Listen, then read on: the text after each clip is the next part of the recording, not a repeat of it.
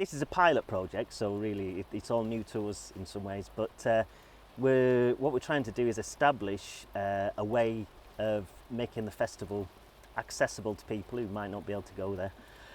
We're continuing from the jamtent project, which we've done over several years. It's been a real success at the festival, where we've had a tent where bands from the festival have come and played and jammed with people from the community,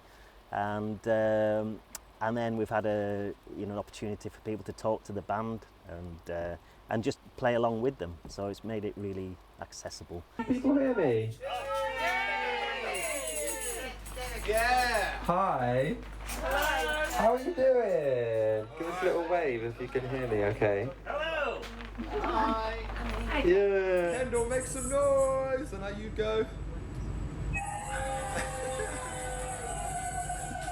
Oh wow, that's where the real party is, over there. For the last couple of years with COVID, that hasn't been able to happen, and we're still feeling the effects of that, because there's people are still vulnerable, there's staff shortages. It's just very difficult now. So this is just a pilot to see if we can make it accessible to people and find a way forward. Well, what we're hoping is everyone's going to feel involved and they're going to have a chance to see some bands at the festival, because they're going to be transmitted via video link.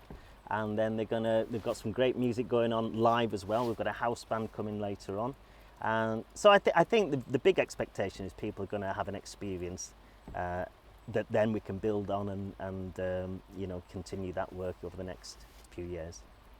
I showed up to a meeting with some diagrams, and we went from there. We basically built the entire rig from the ground up. It's a lot of purpose-built stuff to be able to do this. Yeah.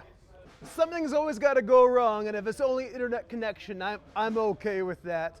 Honestly, the connection here at Kendall Calling has been rock solid for us. There's all these variables that we try to account for. We do the best we can. So far, I'm going to say, knock on wood, it's gone fantastic. We've had the odd crackle in the audio, but never like a dropout or anything like that. No, it's been really good. And doing it two ways also, you get kind of a reciprocal energy between the bands that are here and the people at the smaller festivals out in the community. It's a pretty special thing to be able to do. It felt surreal. It felt as if we were at the venue, the same venue, even though we weren't, but it really felt like we were.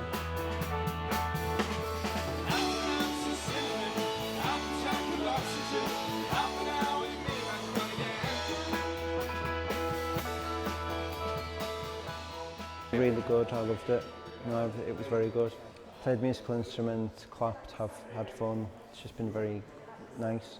How would you feel about going somewhere like that with all those people? A bit nervous because I don't like crowds, so it'd be too loud. It'd be good, but it'd be too loud and noisy. How is it being in a space like this and being connected to that? Good, yeah. Yeah. Yeah, I liked it. Did you ask any questions to the band? No, not really, but I wished I had. What would you have asked them?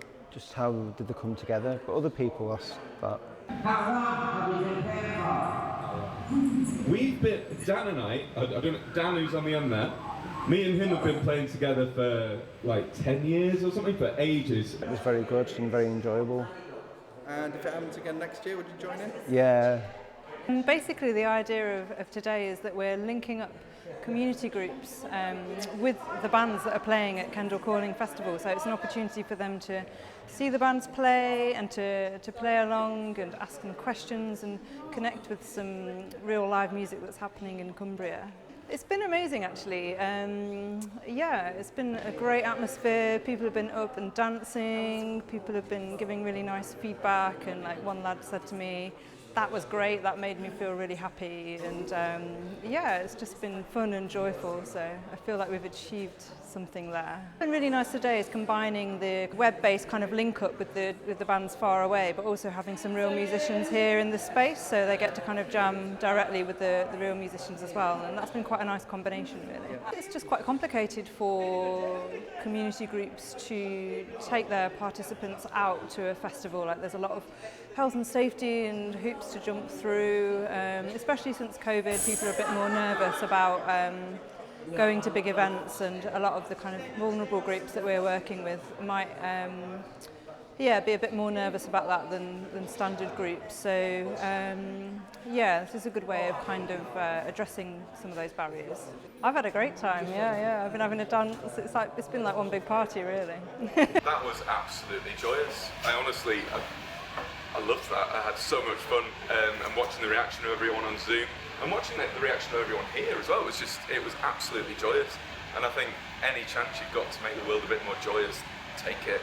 It's great to do this and to have the technology to do this and have the setup to do this is amazing, and I'm astounded that we've been able to do this today and to come from the middle of the field and allow the deer park. It's pretty amazing. So yeah, it feels really good. I've had a good time, played my fiddle a bit, played my pipes a bit, had some great conversations with all kinds of people. People seem to be enjoying themselves. It's a lovely environment, I think. Feels quite safe because it's away from everywhere, but it's dry and contained, but you know, it's a good spot. I think it's important from anyone's point of view to be included in society in the broadest range of activities, especially cultural and artistic activities, for their own mental health, but also for the benefit of society generally. Everyone benefits if everyone's included.